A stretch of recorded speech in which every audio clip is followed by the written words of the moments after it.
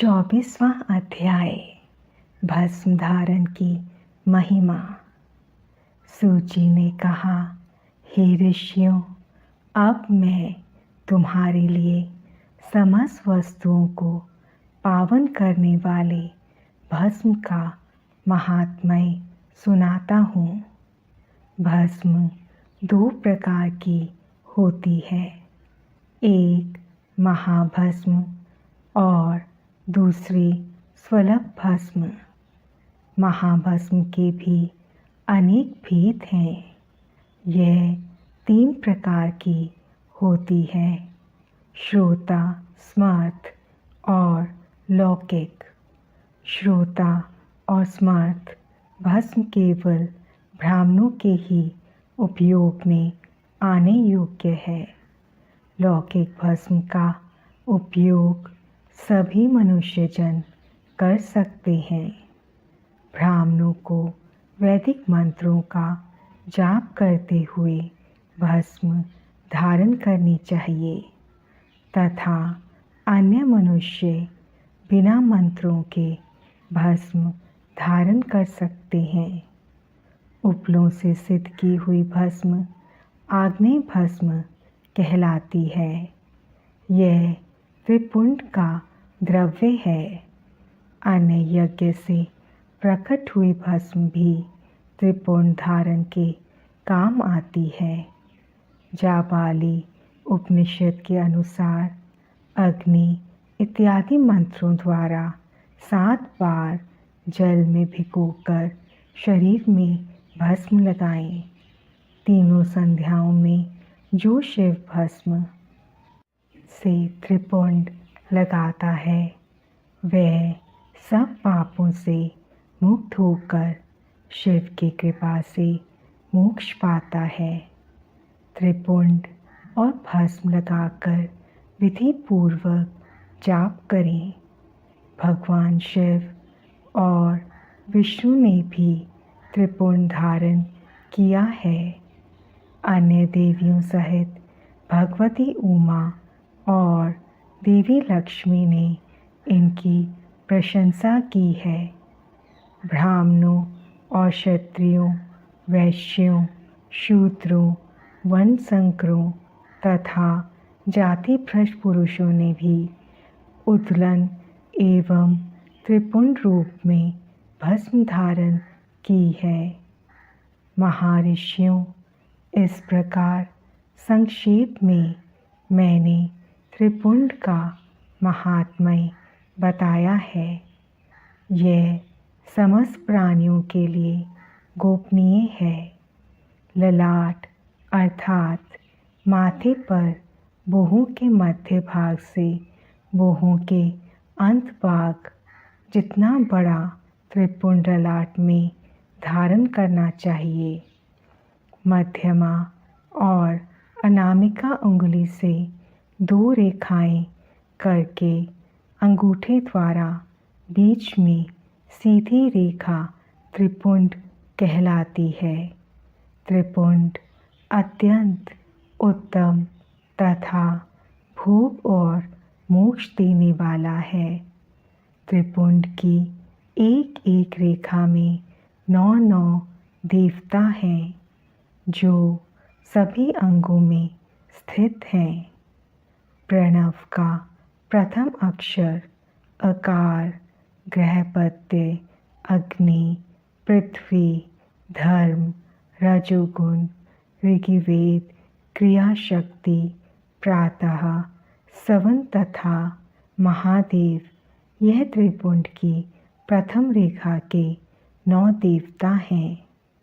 प्रणव का दूसरा अक्षर उकार, दक्षिणा अग्नि, आकाश, सत्वगुण, यजुर्वेद, मध्य दिन, सवन, इच्छा शक्ति, अंतरात्मा तथा महेश्वर ये दूसरी रेखा के 9 देवता हैं। प्रणव का तीसरा अक्षर मकार, आहवनीय, अग्नि, परमात्मा, तमोगुण, भूलोक, ज्ञान शक्ति, सामवेद, तृतीय सवन तथा शिव ये तीसरी रेखा के 9 देवता हैं।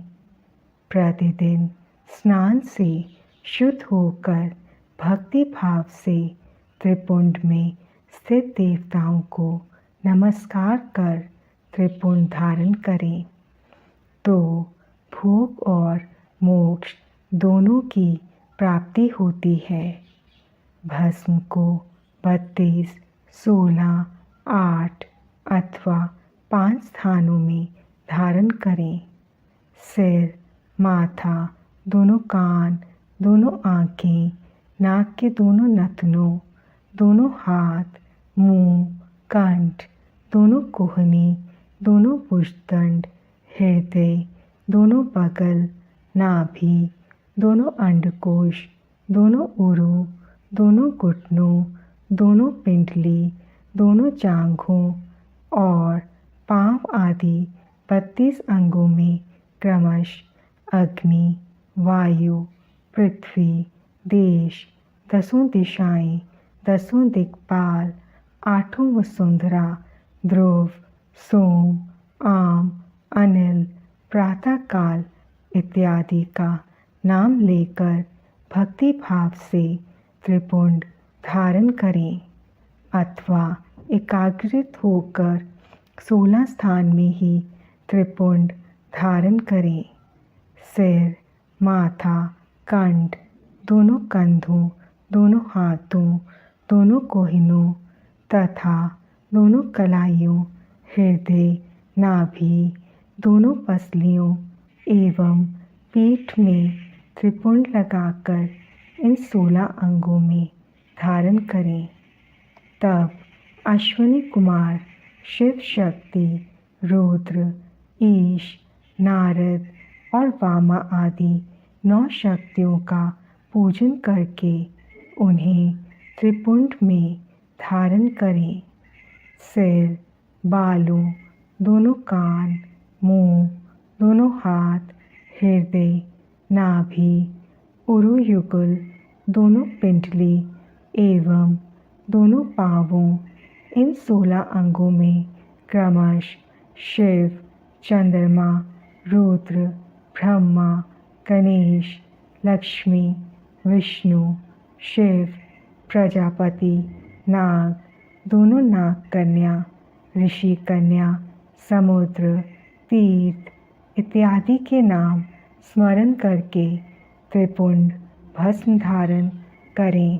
माथा, दोनों कान, दोनों कंधे, छाती, नाभि एवं गुंगंग आदि 8 अंगों में सप्तऋषि ब्राह्मणों का नाम लेकर भस्म धारण करें अथवा मस्तक, दोनों भुजाएं, हृदय और नाभि इन 5 स्थानों को भस्म धारण करने के योग्य बताया गया है।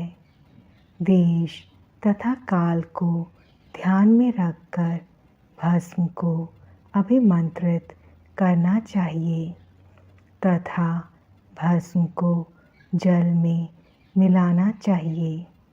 त्रिनेत्रधारी सभी गुणों के आधार तथा सभी देवताओं के जनक और ब्रह्मा एवं रुद्र की उत्पत्ति करने वाले परब्रह्म परमात्मा शिव का ध्यान करते हुए ओम नमः शिवाय मंत्र को बोलते हुए माथे एवं अंगों पर त्रिपुंड धारण करें।